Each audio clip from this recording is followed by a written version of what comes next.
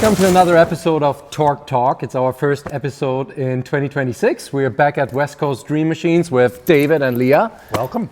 Thank you. I guess we have all been very busy. I was just in Germany, went to Düsseldorf to this crazy car place, a roundhouse filled with classic cars, supercars, amazing. Saw the brand new Mercedes S-Class. It was nice. the launch, yeah. We'll talk about that a little bit later.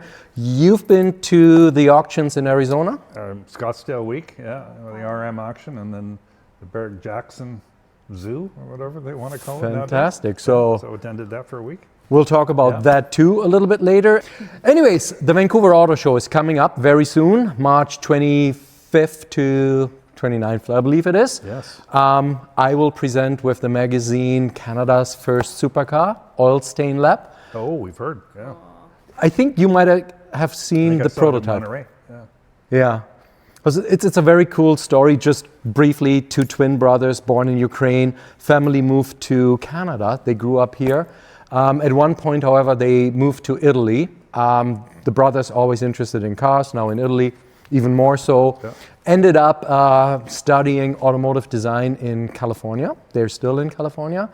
Created their own cool car, the one that you saw. They welded something together, people loved it, and they were approached if they wouldn't be interested in creating that car, like not mass produce, but make a little production of the car. So they did, but they actually decided to bring the whole production to Canada. That's really cool. That is so cool. So it will be in Ontario, I believe, although there will be an engineer. So they generated enough interest down in Monterey. Oh, they definitely did. So they really got approached by some people.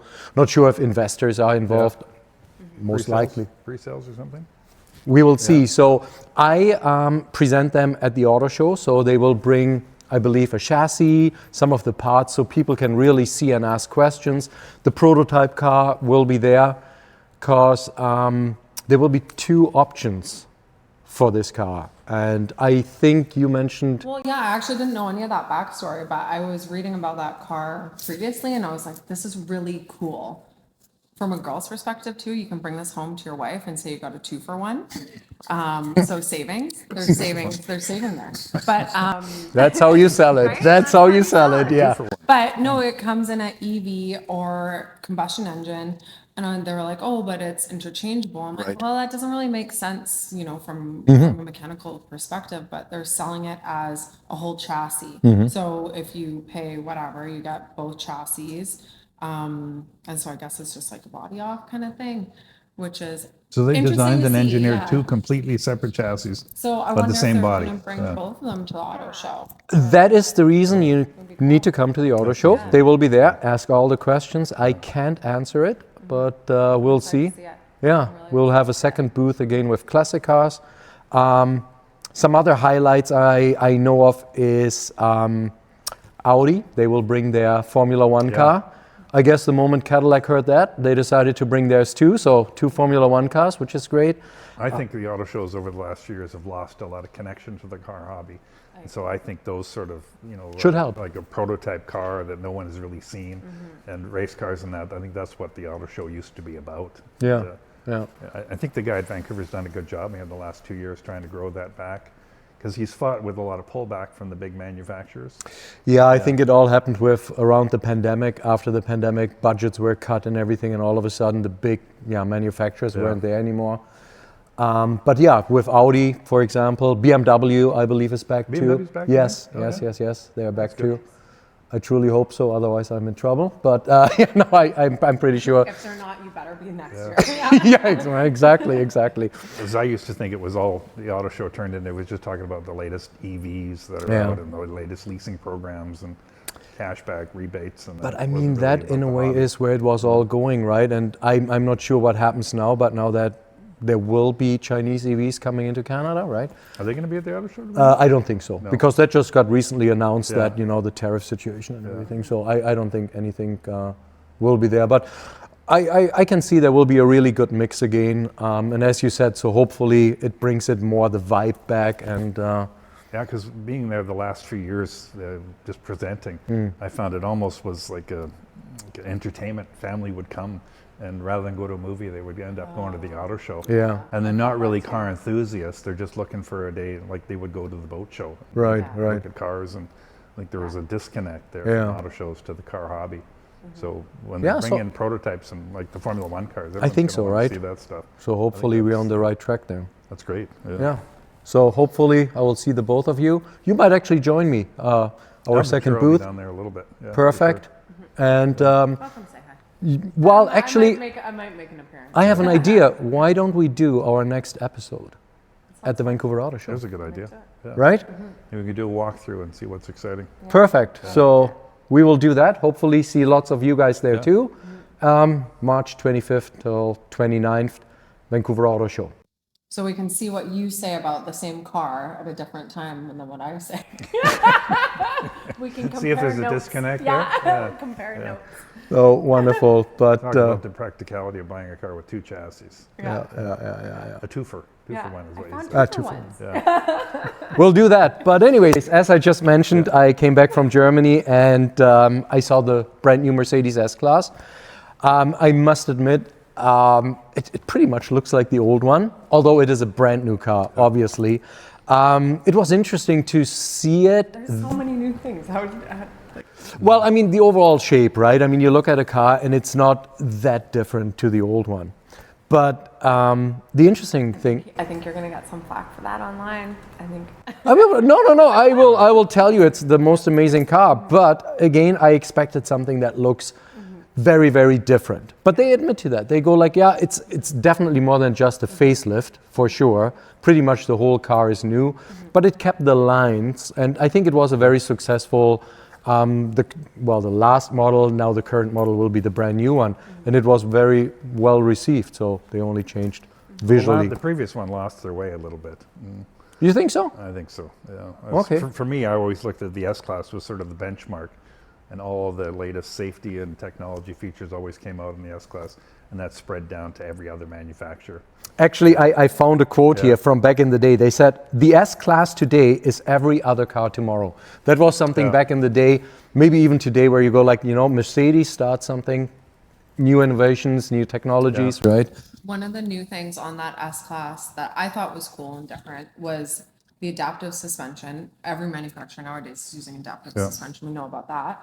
But what it does differently that I don't think any other manufacturer is doing yet is it's putting all that using the driver's information. So using all the cameras, putting it up into a cloud. So the next S-Class that comes along that same road adapts to any construction, potholes, Seriously? like that kind of stuff. So the suspension predetermines what's going to happen. My son's a mechanical engineer and works for a company out of Boston called Clear Motion. Yeah. And they are the leading edge of adaptive suspension. And it does monitor the road, so if there's a pothole that it sees, it registers that in the cloud. But it reacts so fast, the suspension actuator can't even be hydraulic line, 6 inches long. It's the actuator has to be in the suspension. Yeah. But he has Audi and Volkswagen, or Audi and Porsche are looking out, and they have one in the Macan. And Audi is that's like the that, latest thing. So when people tell me to put lowering springs on their adaptive suspension, I'm like, I mean, like, I'll do it, but why are you going to mess with a good thing? I'm happy to hear that, because while I was in Germany, I mean, the whole talk was about Chinese EVs too. Yeah. Right? And it was like, well, are they taking over? Is Mercedes, for example, no longer this leading company? Because let's face it, this year is actually the 100th anniversary of Mercedes-Benz. Did they celebrate that with the... Well, I mean, there was a little exhibition that showcased everything, because in a way, Mercedes-Benz is more than, or is older than 100 years. Yeah. 1886, the Benz patent Motorwagen started the whole, and if you look at it, in a way, Mercedes shaped this whole automotive history. They were part from the very beginning into racing and all the technology. So yes, obviously. Well, the 3 stars was land, sea, and air. Yes, right? yes. Because they were involved in all of it. Absolutely, and look at the first racing, they took part in it. Yeah. Some of the most famous racing car drivers in the world, they came up with the 300 SL Gullwing, still seen as most likely the most iconic car ever. Right, and the 300 SLR back then, the Uhlenhaut, which brings us actually to this. Well, I put the SLS there, you know, obviously the later model. Yeah. But that, I think, is really gaining popularity now, a lot to do because the heritage of the original gullwing. Right. Yeah, people just love the doors. You think these are going up in value? The gullwings? Yeah. The gullwings are definitely going up in value. Yeah. There's collectors in Germany cannot get enough of them. So what about the SLR? Because that was really fluctuating in prices. Like there was a time they were... I don't really think the SLR is creating the demand that it should, but that was such a beautiful blend for Mercedes-Benz and McLaren to get together.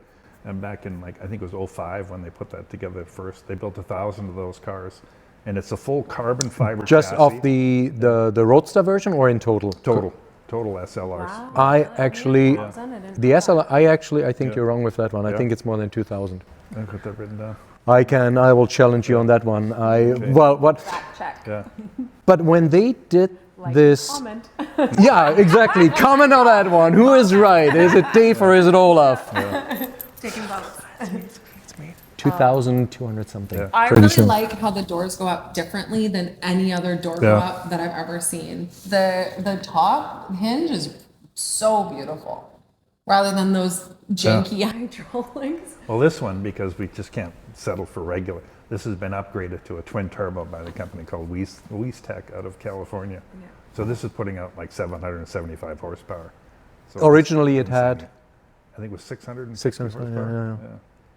But so when Mercedes built those, which is actually not correct, McLaren built McLaren built those. them out there. They're But out of Mercedes- Woking in England. Yeah. Yes, Yeah. but Mercedes at that point owned 40% or something of the McLaren group. Yeah. So they That were, was sort of the high water mark for Formula One as well, you know, which we'll talk about later. yeah. But to blend Formula One with a road car. But I think the reason they actually built the car was they were a little bit concerned about Ferrari and the 550, I believe. They saw Ferrari introduce the 550 and they wanted to have something like a competitor. And so they came up first with the coupe, and then I think this one followed 2-3 years It later. was sort of the start of, you know, a big manufacturer like that going off-site really to get someone to build their Halo car. Yeah. You know, you would think normally it would always be done in-house. You know, like the Gullwings, when they came out with the Black Series and the regular Gullwing, it was been done in-house, where this is done off-site. I just think this is such a beautiful car. And there were several versions of it. I think they even built one that they called the Uhlenhaut or the SLR or some, which there was no windshield. It had a divider between the It was a passenger. Sterling Moss limited Oh, the edition. Sterling Moss. It was the Sterling Moss. Yes. Yeah, it's an amazing car. Yeah. So But what's one? I think this car is probably worth about 400,000 US. That's Or- it. Yeah, so it's not in the $1 million category, which you wonder why, what's holding it back. You can look at it in comparable carbon fiber chassis, high performance car. It's, And very limited production. yeah. And Mercedes. Yeah, Mercedes You haven't let me drive it yet, so I can't comment. Yeah. Yeah, we should do that actually. But yeah, so I think over the last couple of years I was very disappointed with the design language that Mercedes had. And it started with the electric cars, the EQS, and it was just all rounded off. There was nothing really, no character to the car, right? Yeah. Yeah, the last few years for sure. And then, you know, the switch for all the German manufacturers to become basically SUV builders rather Right. than car builders, you know. Like, you know, the S-Class, the reach for the S-Class sales across Canada, you know, compare it to a high-end Tesla dominant, just kicked them out of the market. BMW 7 Series and big S-Classes, very few sales. So I guess Yeah. that's the hope now with that brand new S-Class. And Yeah. I think that BMW 7 Series electric that they did was the most depreciated vehicle in 2023 or 2024. It was like something, because here in Canada anyways, the sticker, it was almost about 300K. Yeah, By the time taxes and everything, we paid luxury tax here in BC too. And you can pick one up now for 70 grand. crazy. Yeah. Because nobody's really buying big sedans, Yeah. you know. Electric. Yeah, they buy a high-performance SUV. Yeah, You look yeah, at the sales of Porsche, BMW, and Mercedes. You know, they're all truck makers rather than car makers. So I guess we will see where all of this goes. So the new S-Class, I think they're presenting a couple more new cars throughout the year. But yeah, it was definitely interesting to see. Yeah. And thanks for putting that car there. Yeah. I mean, that true beauty. It's a big challenge for Mercedes when you talk about that, trying to keep their heritage yet, you know, become modern. Too, Yeah, you know, yeah. Like, how do you marry that and keep everything going? And I think they never had competition like this before. Yeah. I like that new S-Class comes with a flat V8, same as our Lamborghini Tamario. To Mario. I'm like, oh, it's a flat V8. I'm like, How do I bring this up? But it's a cool engine. I really like that engine, so that's exciting. It definitely is. And we will also find out if they play a bigger role again in Formula One, which I think is our next topic. So the new Formula One season 2026, quite a lot of changes. I'm excited. Yeah. I'm excited to see everybody's reaction to it. Yeah. You know, but I'm a little bit upset. I'm a little bit upset Why? about the 50-50 split. Yeah. That's I think my biggest thing. And if you're gonna do that, then why do Formula E? Why, you know, it's like, don't try to save the environment on F1 because that was their That was excuse. Verstappen's Like- comment. Verstappen's comment is, "This is Formula E on steroids." right? Yeah. Like, what are you doing? Like, you're He's not the saving only the one that came Yeah. forward. But you're not saving the environment. Like, Yeah. what? It's just, yeah. The good positive part is that the cars are a little bit smaller, a little more agile. We'll all see about the adjustments there. You see the Ferrari rear tail wing can spin all the way around 360 degrees. Oh no. So it actually go the upside down to aerodynamics create as well. lift. Yeah. Yeah. So that'll be new. But And yeah, the front lip. a lot of negative feedback from the drivers saying there's so much engine management going on and power management that, you know, they go into corners and not trying to drive through the corner as fast. They're using that to regenerate power for the straightaway. Yeah. Yeah. I think F1's about driving. It's about the drivers. Yeah. Right. I was upset as well, even when Formula E came out. I'm like, it's just you want the smell, you want the noise, you want the energy. well, I mean, as long as it's its own series, right? Fair enough. But now bringing this into it, and it just takes I think it was Verstappen who said, like in corners, for example, right? Yeah. He can't go full power anymore because it's about It's some more of a strategy game about when you want to regain power, when you want to use your power, because you can't use it the whole way around. yeah. I go back to this SLR because that goes back to the days of 19,000 RPM red lines Right. in Formula One cars. That's what you talk about. That's what Yeah. I think we Yeah. all miss. But, Yeah. I agree. Right. I think fuel-wise, they changed something. It's now 100% sustainable fuel. Yeah. oh, If that makes a difference, we'll see. sustainable, and it is about 50 electric and 50-50. Yeah. combustion. And two new teams. Back That's to the exciting. Vancouver Auto Show, we have Cadillac, we have Audi. Yeah. So that hopefully is something exciting, right? I'm excited The to images see in the livery on the Cadillac looks great. Yeah. I think the drivers they have, they got Bodas, and it's going to be cool. Yeah. We'll see. We'll find out. that. Yeah. Perfect. Speaking of Formula One, when I came back from Germany, I finally saw the F1 movie with Brad Pitt on the plane. They have movies in economy class? Well, I had my own little screen, right? But yeah. I'm sure you were sitting Thank up you, front. David. Thank you. I'm sure you were sitting up front. Yeah. So what did you watch? F1, Brad Pitt, Oh, that one. yes. And honestly, I love it. I mean, not for accuracy or anything, but I think all the actors they use in that movie just doing a really good job, and it was fun to watch. And I thought about a very cool topic. Our favorite automotive car movies. Like, let's pick, Did the like, F1 movie make it into your top 10? you will find out. Oh, yeah? But let's start with ladies first. What's your, let's say, top three? Well, my top one is, and you guys might think I'm weird, but the Transporter with Jason Statham. Of course it Oh is. my God, the BMWs in that movie are so Yeah. awesome. But no, it was so cool. That 7 Series I was driving. Was that car better with his shirt off, or was it better with his It shirt? was, it's about the driving. It's about the driver and Yeah. whoever was stunting, or if it was Yeah. you, Jason. That's cool. It was So the just first one was the BMW? Yeah. Because then for the next ones, they Audi, switched to wasn't Audi, right? Yeah. Yeah. Yeah, and I think that was like early 2000s, that Transporter. Oh, yeah. That's definitely my fave. Good music, everything too, and how they cut. Okay, number two. I didn't get that far. I don't know. Tokyo Drift is cool just because like it's Tokyo Good. Oh no, good one. I love it. Tokyo Drift is cool. That is The pretty. music in that is cool too. Yeah. The girls in that are cool. Yeah. Without argument, the best car movie is Steve McQueen Le Mans. Hey, wait. Oh, What about a third one? You don't have a third one? Okay. I mean, third one, Gone in 67 or 60 Seconds, the original Yeah. though. Oh, okay. Yeah. Yeah. You're on.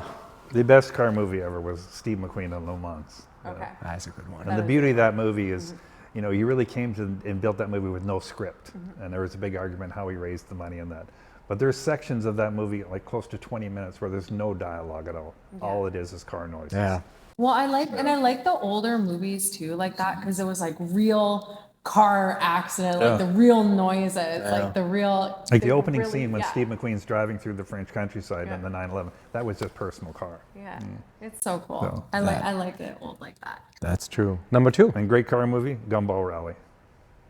I was wondering if you would pick that. Yeah, it's got to be a classic. My hero there, Raul Julia, when he was Franco in the Ferrari Daytona, when he ripped the rearview mirror off and says, What's behind me is not important. classic. I thought I came up with that line. Life's about what's in front of you, not behind you. Oh, sorry. Yeah.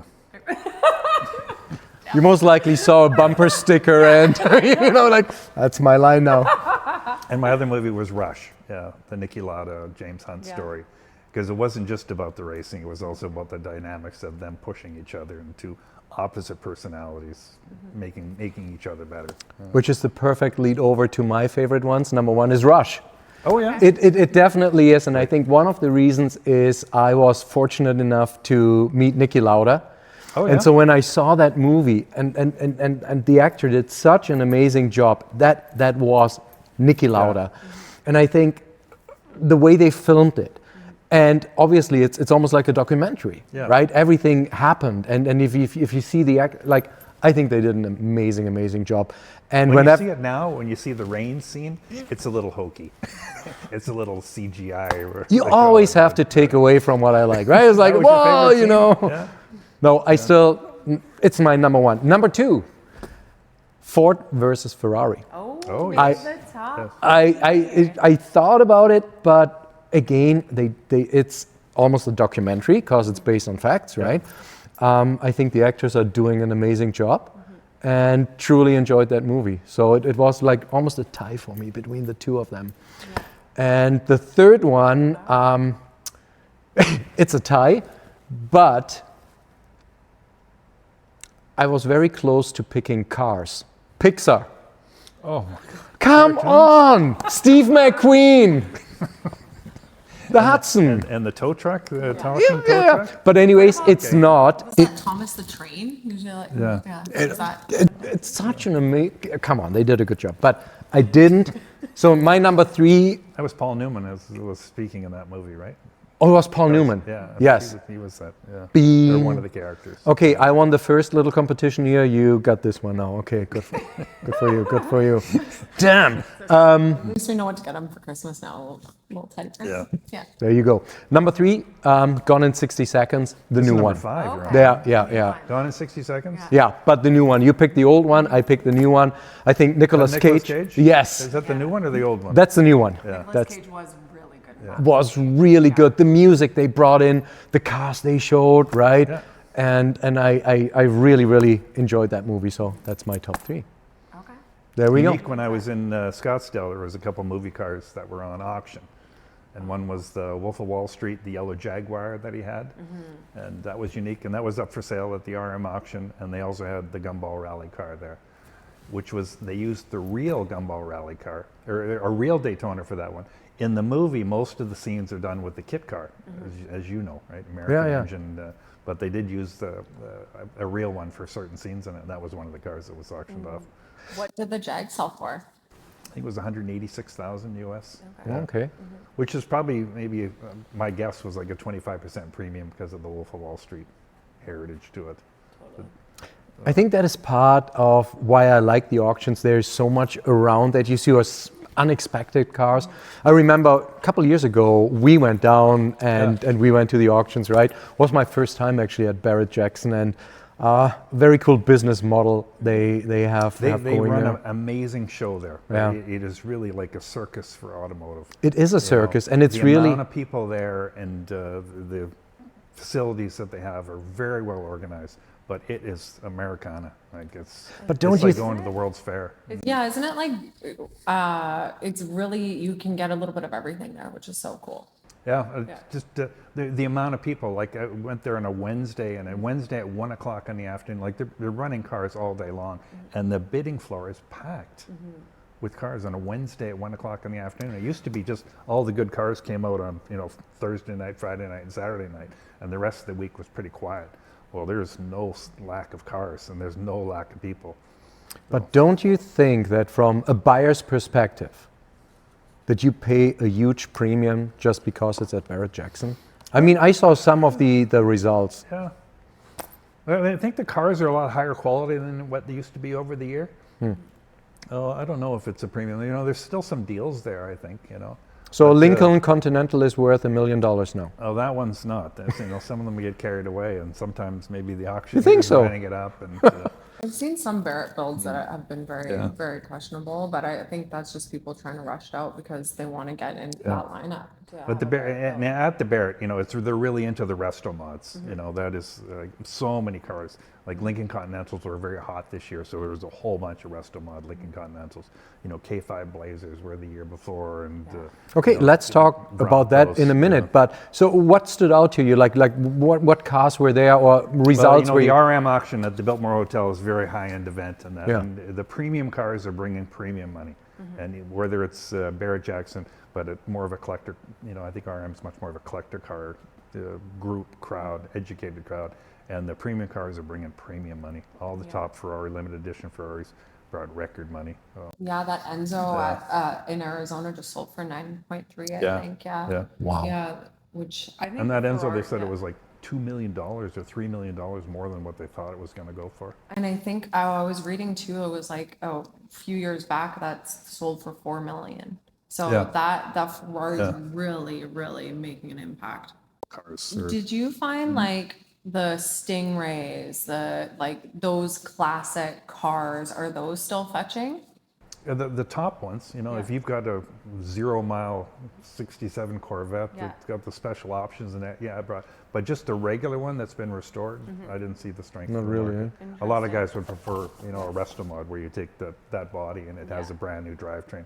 There's just so many of those done, and almost every single car is. And the upgraded. buyers, do you see, is it younger buyers now too, or is it a certain age It's group? older guys. It's older guys. Like that group at Barrett-Jackson, it's an old group. Yeah. If there's a lineup of 100 guys going through a door, it takes a long time. Yeah. A lot of lumbering old guys wandering through. But there. you mentioned, sorry? Kane's knocking over Kane. Well, the amount of walkers in the auction floor is ridiculous. I'll bid. I remember when that Stingray was new.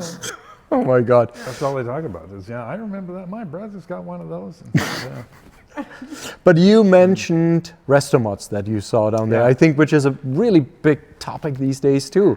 Like most people that don't know the story think it all started with Singer and the reimagined Porsches, but I mean, Restomods really go back to hot rods. Well, it starts off when you talk about an old Corvette. A lot of people say, "Oh no, it's all done. It's all stock." No, it's not. It's not done correctly. They had smog equipment on it, which someone's taken off. The carburetor's upgraded. It has headers on it. So a lot of even the stock cars are not stock. But people want the reliability in that, so they're taking that body and upgrading it. And I think that's through the whole. It's not just American cars at Barrett-Jackson that are Restomods.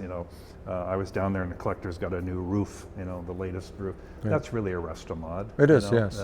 You see the Singer and all the hype and everything in the Gunther Works Porsches. Those are really Restomods. So we were taking that classic body and upgrading it to modern drivetrains, and I think it's really that's the cool. future. Yeah, I think that's really cool. And I think in that case, there are a lot of younger people that like that too. Yeah. Because you get a cool car with fairly modern technology. And as you said, I mean, it's no longer just American cars. You can have Volvos, the P1800 or whatever it was called, right? You get amazing ones. Minis, some of the old Alphas. Yeah, the Alphas are great, Right. It was a Totem. It's a wonderful job of that. Yeah. I parked over here. I parked a Restomod of 62 Corvette, and so that's the body of a 62, which is relatively stock. but it's on an Art Morrison chassis, LS3 motor. So that's sort of the popularity, especially at Barrett-Jackson. But that's the that type thing, of car. right? Like I would rather drive that. Like that car, I originally had 4-wheel drum brakes, Yeah, you know, yeah. a steering wheel that Six-cylinder, hit your knees when you turned it. And it's just like, I understand the nostalgia of that.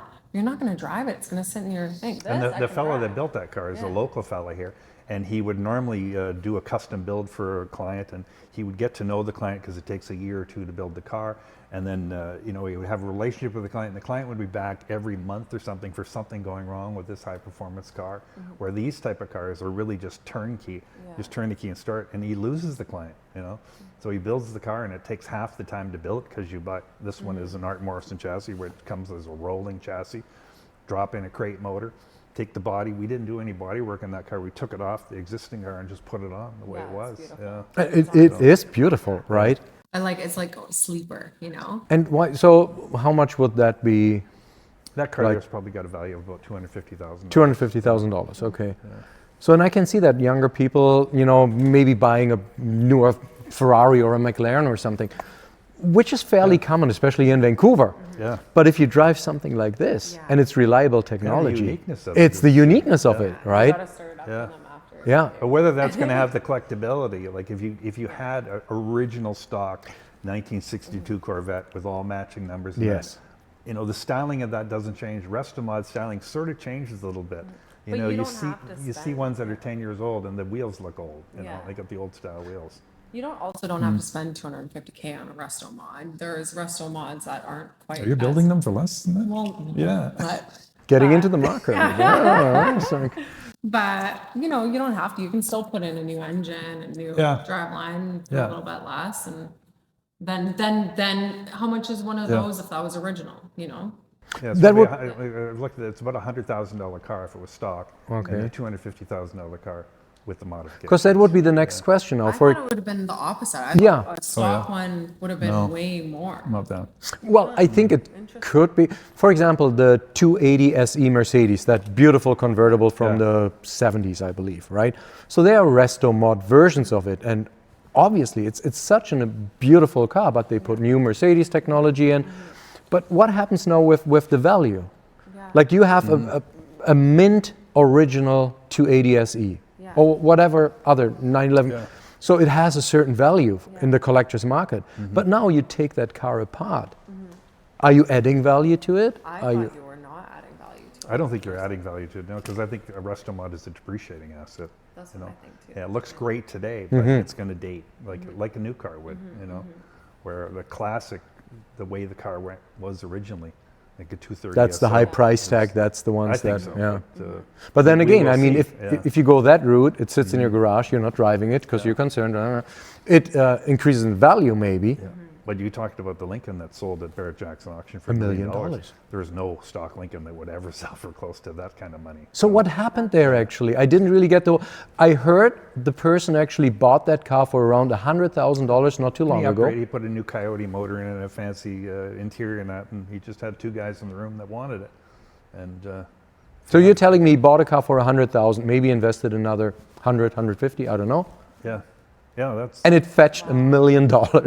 Wow. Yeah, I know gotta there was stop a doing huge Ferrari huge wiring. lift on that. but no one has a crystal ball to figure out Yeah. that. Like Chip Foose restored a Lincoln Continental, and he got a lot of sort of excitement about that car, and they say that maybe launched the hype about Lincoln Continental because there was I think a dozen that went at Barrett-Jackson, and that standard body style that's been around forever, but they were really the hottest thing this year. I totally get the whole Restomod idea. I mean, I looked at your Pagoda Mercedes over there. If you drive a car like that and it's reliable technology, it has your Bluetooth connections and everything is, Yeah. why would you not drive that car? Uses a younger market as well. Yeah, Yeah. I really But think I so. had an old C2 Corvette, and one of the beautiful things I liked about it was the tactile feel of the key when you put it in, Right, and the sound right, it made of the old starter turning over, and when you held the radio, the click of the buttons and that. So you're going to lose that when you upgrade everything. So Yeah. I don't know. It's Well, it will be interesting go to see. either I saw a couple, even the 600 Pullman, back to Mercedes, the stretched one from Yeah. back in the 60s, even there are Restomods with that, but adding wings and lower it and a little bit crazy. But We're familiar with S Club down in California. I think that's the guys. Yes, Yeah. yes. And they do those like a gullwing Mercedes. Yeah, and yeah, that yeah. style. And more like flat fenders Yeah. and everything, right? And What's that really gangster looking Mercedes Restomod that they did? Oh, I think we talked about it in the last show. Did, Yeah. did we? It's like, Well, they did a 600, Yeah. Yeah. right? Which is and that is Yeah, with because the they two lowered it headlights, and it's yeah. wide. Yes, that's the one. Yeah. oh my God, that's so cool. Yeah. Yeah, I'd be into that.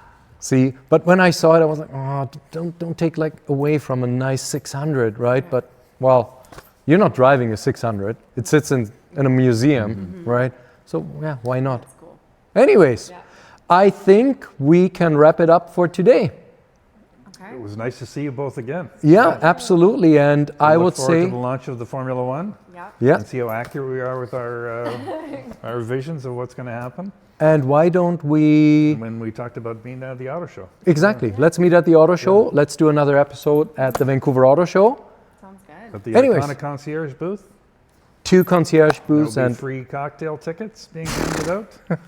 you will find out. Okay. You will find out. But yes, looking forward to it. Looking forward to the next episode, to the auto show. Thanks for watching, and we will see you guys next time. Thank you. Thank you.